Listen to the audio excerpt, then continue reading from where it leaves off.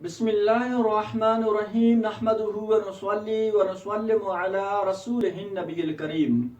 आज कुर्बानी के हवाले से हम चंद मसाइल फिर बयान करने की कोशिश करेंगे।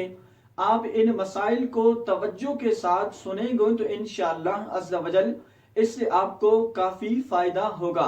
अब रोज़ाना की बुनियाद पे हम इस तरह के शरई मसाइल बयान करने की कोशिश करेंगे। अगर आपको भी शरई मसाइल सीखने का शौक है तो फिर इस सूरत में आप हमारे इस चैनल के साथ जुड़े रहें, तो इंशाअल्लाह अज़्ज़ा वजल रोज़ाना की बुनियाद पे आपको इस तरह के शरई मसाइल सीखने का मौका मिलेगा।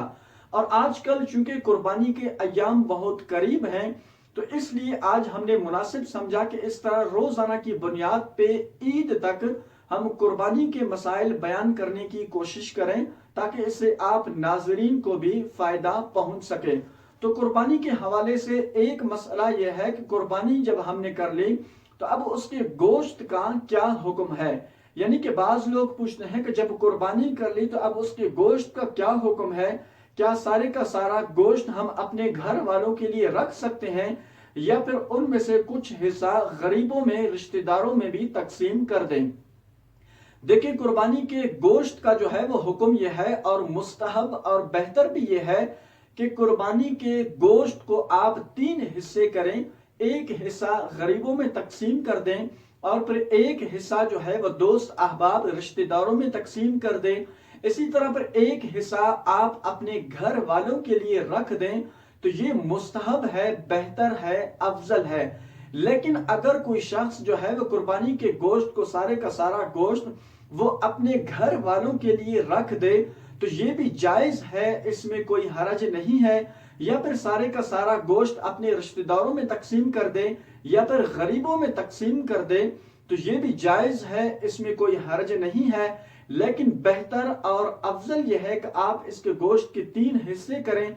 एक हिस्सा गरीबों में तकसीम कर दें, एक हिस्सा दोस्त अहबाब रिश्तेदारों में तकसीम कर दें और फिर एक हिस्सा जो है आप अपने घर वालों के लिए रख दें। इसी तरह पर मैयत की तरफ से भी कुर्बानी की गई तो उस जानवर के गोश्त का भी यही हुक्म है कि बाज लोग अपने मरहूम वालिदैन की तरफ से, अजीजो अकारिब की तरफ से कुर्बानी कर लेते हैं। तो अब उस जानवर के गोश्त का भी वही हुक्म है कि उस जानवर के गोश्त को भी 3 हिस्से करें। एक हिस्सा जो है वो गरीबों में तकसीम कर दें, इसी तरह पर एक हिस्सा दोस्त अहबाब रिश्तेदारों में तकसीम कर दें और फिर एक हिस्सा अपने घर वालों के लिए रख दें। तो ये मुस्तहब और बेहतर है। लेकिन मैयत की तरफ से कुर्बानी की गई तो इसमें आप कोशिश करें कि सारे का सारा गोश्त जो है वो गरीबों में, मिस्कीनों में तकसीम कर दें, ताकि जो है मैयत को ज्यादा से ज्यादा सवाब मिल जाए। तो ये बेहतर रहेगा। इसी तरह फिर बाज लोग जो है ये पूछते हैं कि आजकल मंडी में चूंकि वजन करके यानी तोल के जरिए जानवर खरीदो फरोख्त करते हैं, तो आया कि शरअन जो है ये जायज है या नाजायज है। देखिए, जानवर जो है वो आप तोल करके, वजन करके भी खरीद लेते हैं तो इसमें कोई हरज नहीं है, ये बिल्कुल जायज है। आम तौर पर जो है हम मुर्गी भी वजन करके खरीद लेते हैं तो ये बिल्कुल जायज है, इसमें कोई हरज नहीं है।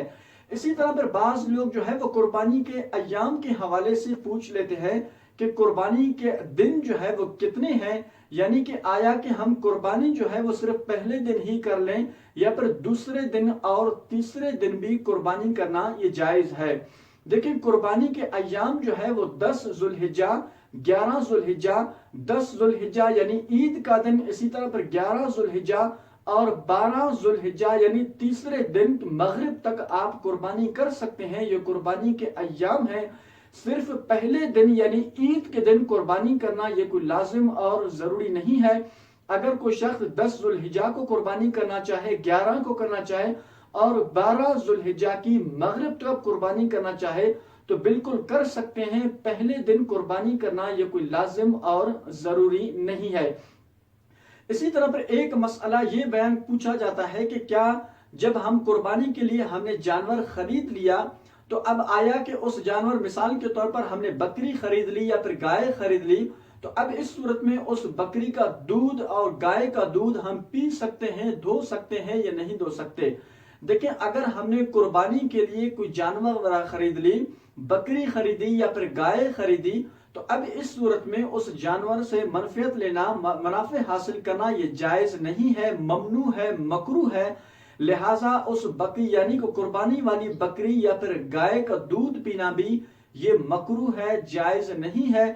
اگر کسی شخص نے اس کا دودھ دھوا تو اب اس صورت میں اس دودھ کو صدقہ کر دیں تو یہ شرعی حکم ہے۔ اللہ کریم جل جلالہ سے دعا ہے کہ ہم سب کو اس طرح کے دینی مسائل، شرعی مسائل سیکھنے کی توفیق عطا فرمائے۔